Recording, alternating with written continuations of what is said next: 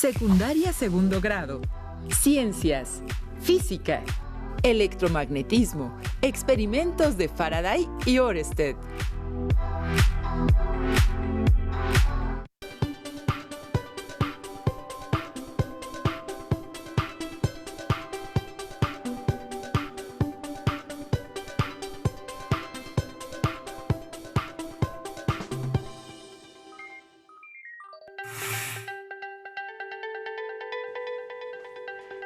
Estimadas y estimados estudiantes, les doy la bienvenida a una nueva sesión de Aprende en Casa 2 de la asignatura Ciencias Física.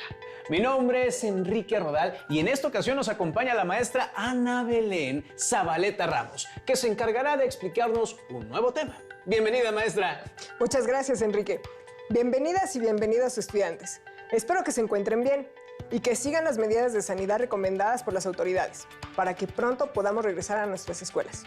En esta ocasión hablaremos sobre el electromagnetismo y sus dos grandes representantes, Michael Faraday y Christian Oersted.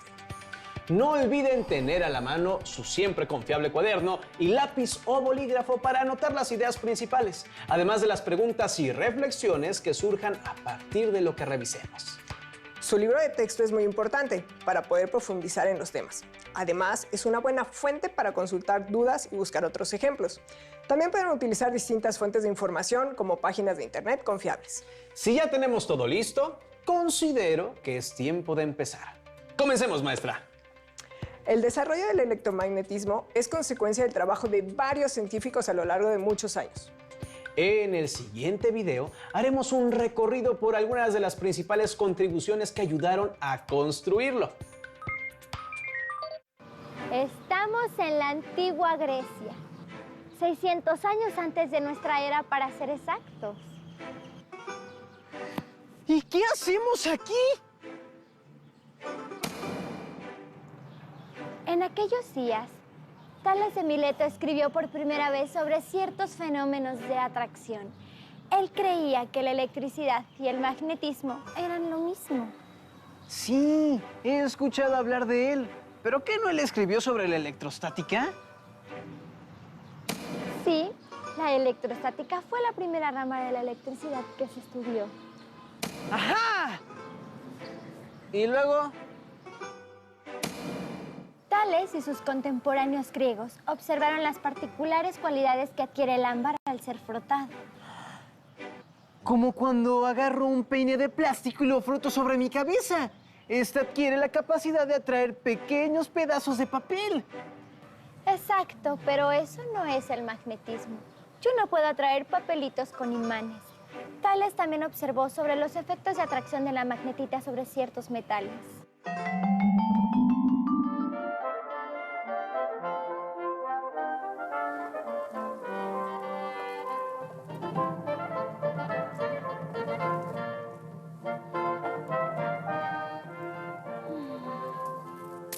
Estamos en el siglo XIII. Es aquí donde el francés Peter Peregrinus escribió el primer tratado que describe las propiedades de los imanes y de las brújulas. Pero los chinos ya usaban las brújulas con agujas imantadas desde el siglo XII. Ajá. Eso sí que lo sé. Sus estudios ayudaron al progreso de la Edad Media. ¿Estamos en Francia de 1269? No. Después de los estudios de Peter Peregrinus, Girolamo Cardano escribió sus investigaciones y en ellas distinguía por primera vez en la historia las fuerzas eléctricas de las magnéticas. Estamos en las Bahamas en 1492. No. ¿Estamos en la India en 1498? No. Estamos en Italia en 1550. No. Estamos en Inglaterra. Ah, ya lo sabía.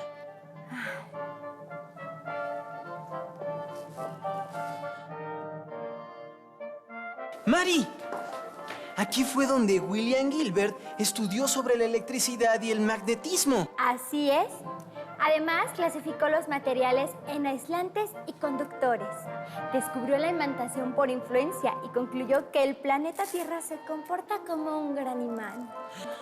Y en ese entonces apenas comenzaban los estudios relacionados con esas disciplinas. Exacto. Estamos en Dinamarca, en el siglo XIX. Es aquí donde Christian Ørsted encuentra evidencia empírica de que la electricidad y el magnetismo están relacionados. Ampère se da cuenta después de que dos alambres paralelos en un circuito se atraen o se repelen dependiendo del sentido de la corriente. Este es el momento clave. Es el parteaguas de la teoría electromagnética. Así es, Tomás. Más adelante, en 1861, todos estos experimentos de estos científicos fueron unificados por James Clerk Maxwell, quien además descubrió la naturaleza de la electromagnética de la luz. ¿Tus favoritas? Las ecuaciones de Maxwell. Me gustan mucho, pero no son mis favoritas. Bueno, si no me equivoco, estas ecuaciones demuestran que el campo eléctrico y magnético es un campo unificado. Como pudieron observar, para que se formulara el electromagnetismo, tuvieron que ocurrir varios sucesos importantes. Pero fueron dos los que podemos considerar piezas angulares para encontrar la relación entre electricidad y magnetismo. El primero fue en 1820 cuando Hans Christian Ørsted observó el comportamiento extraño de una brújula cuando estaba cerca de un cable por el que circulaba corriente eléctrica. Así es. Demostró empíricamente que una corriente eléctrica movía la aguja imantada de una brújula. Esto le confirmó que podía haber relación entre las fuerzas eléctricas y las fuerzas magnéticas, lo que en aquella época resultó revolucionario. La verdad, maestra, sí que suena muy revolucionario. ¿Cómo es que un cable por el que pasa una corriente eléctrica puede mover una brújula? Digo, honestamente, no me lo puedo imaginar. Para que lo creas, vamos a replicar el experimento de Ørsted. Necesitaremos una brújula, cable y una pila de 9 volts. ¿Y qué pasa si no podemos conseguir una brújula, maestra? Podemos construir una con la ayuda de un corcho o un pedazo de unicel de unos 2 centímetros de lado, una aguja, un imán y un recipiente con agua. Y aquí está. Son materiales bastante sencillos de conseguir. ¿Cómo construimos nuestra propia brújula? Muy fácil. Vamos a clavar nuestra aguja en el corcho o en el unicel, más o menos a la mitad de la altura. Luego vamos a frotar la aguja con el imán varias veces para imantarla.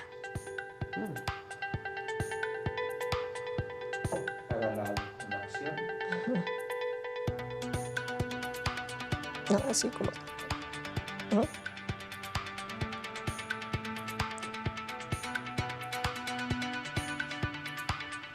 Ya que hemos imantado nuestra aguja, vamos a colocar sobre el recipiente con agua y observamos cómo se mueve. Sí se está moviendo y si comparo con la brújula que tenemos aquí, podemos ver que está alineada. Muy bien, ahora ya tenemos 2 brújulas listas. Antes de seguir, vamos a acercar un imán a nuestras 2 brújulas para observar cómo es la influencia y se modifica la orientación de la brújula. Como el campo magnético de la Tierra tiene muy poca intensidad, el imán atrae con mayor fuerza a las agujas de las brújulas y por eso se mueven siguiéndolo. Así es, Enrique. Ahora empecemos con el experimento de Ørsted. Vamos a tomar el cable y a conectar las terminales a la pila. Pero antes de eso, tenemos que colocar la brújula encima. Colocaremos los cables en la pila y observaremos lo que sucede. Ya se colocó el cable en la misma dirección de la aguja.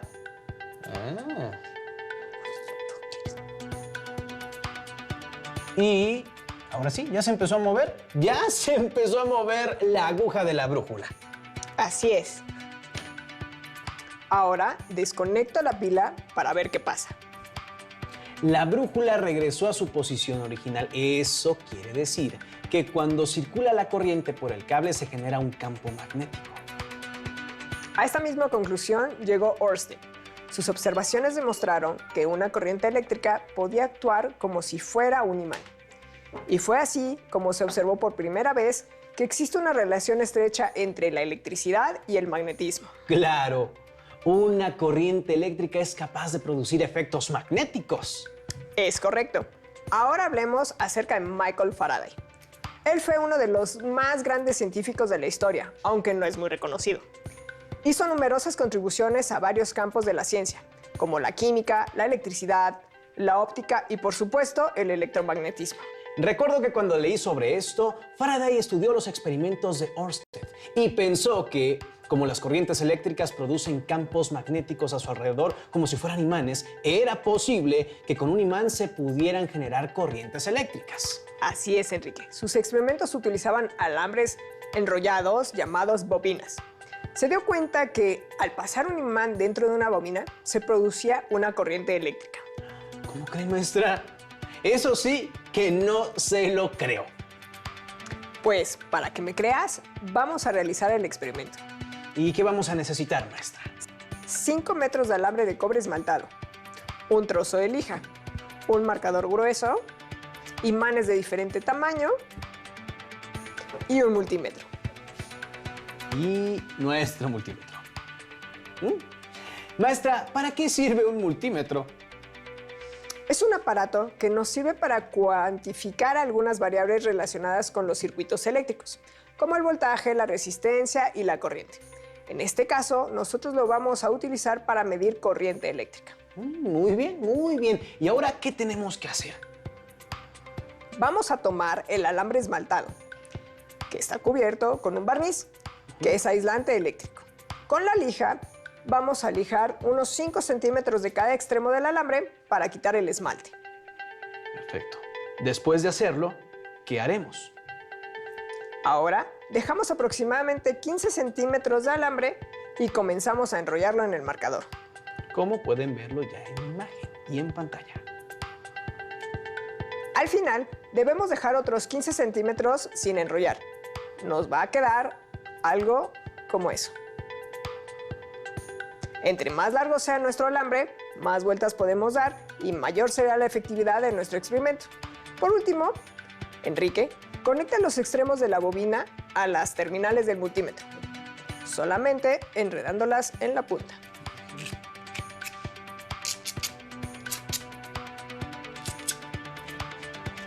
Y ayúdenme con esto, maestra. Con mucho gusto.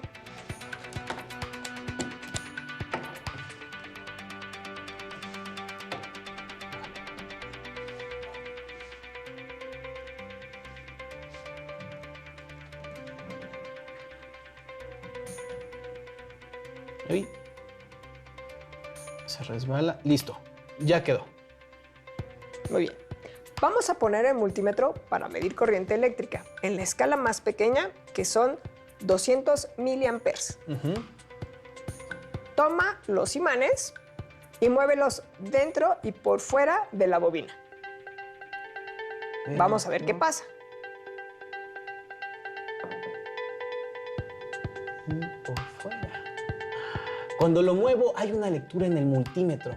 Entonces se está generando una corriente eléctrica. Así es, Enrique. Con un experimento parecido, Faraday se dio cuenta que con un campo magnético variable inducía una corriente eléctrica en el conductor cercano. Entonces, así como una corriente eléctrica puede generar un campo magnético puede generar una corriente eléctrica. Si ustedes, alumnas y alumnos, no cuentan con un multímetro, pueden conectar un cable entre las dos terminales de la bobina y ponerlo sobre su brújula. Cuando muevan el imán dentro de la bobina, observarán que la aguja se mueve levemente. Por supuesto, el movimiento del imán genera una corriente que, a su vez, producirá un campo magnético en el cable, tal como pasó en el experimento anterior cuando usábamos la pila. Se nota que has puesto atención en esta sesión, Enrique. Para terminar, vamos a construir un dispositivo que se llama electroimán. Esto es una buena aplicación en las relaciones entre la electricidad y el magnetismo. Para construir un electroimán, vamos a necesitar 30 centímetros de alambre de cobre esmaltado, una lija, un clavo, una pila de 9 volts y clips. ¿Y cómo construimos el electroimán, maestra? Es muy fácil. Como hicimos con la bobina, vamos a limar las puntas del alambre y luego lo enrollamos alrededor del clavo, dejando 2 puntas libres como lo hicimos con la bobina.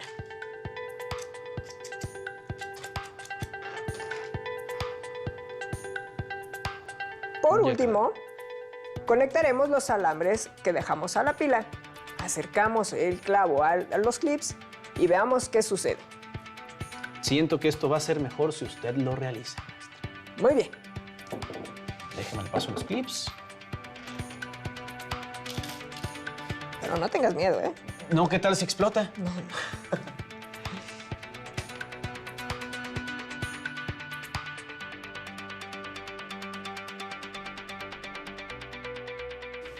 ¿Ya vieron? Los clips se están pegando como si fueran un imán. Maestra, ¿y qué pasa si le quita la pila? Pues se cae. Cuando conectó la pila, la corriente eléctrica generó un campo magnético que hizo que el clavo se comportara como un imán. Pero cuando se interrumpe la corriente, el efecto cesa, por lo que el clavo ya no es capaz de atraer a los clips.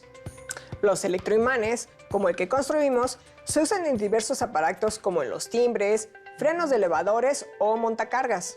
Los más potentes son muy útiles en la industria porque, como es posible controlar el campo magnético que generan, basta con regular la corriente eléctrica que circula por ellos. Uno de los más comunes se utiliza para levantar y soltar chatarra en los deshuesaderos de automóviles. Tienes mucha razón. Para concluir, debemos saber que el electromagnetismo es la rama de la física que estudia y unifica en una sola teoría los fenómenos eléctricos y magnéticos. Es muy importante en nuestra vida cotidiana, ya que, por ejemplo, todos los motores eléctricos funcionan bajo sus principios. Incluso la generación de la energía eléctrica que llega a nuestras casas depende del electromagnetismo, ya que en los generadores se mueven imanes que inducen una corriente eléctrica en grandes bobinas. Alumnas y alumnos, hagan una lista de 5 aparatos que utilicen electromagnetismo para funcionar. Agradecemos a la maestra Ana Belén Zabaleta Ramos su intervención en esta sesión. Y a ustedes que nos ven, les invitamos a no perderse la próxima. No olviden consultar su libro de texto o fuentes de información confiables para profundizar en el tema y resolver sus dudas. ¡Hasta la próxima!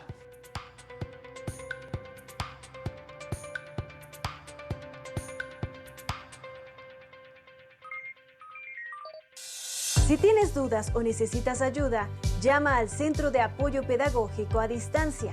El número de teléfono para secundaria es el 55 36 01 71 23. Si requieres consultar los libros de texto en versión digital, recuerda que los puedes encontrar en la página conalitec.cep.gov.mx.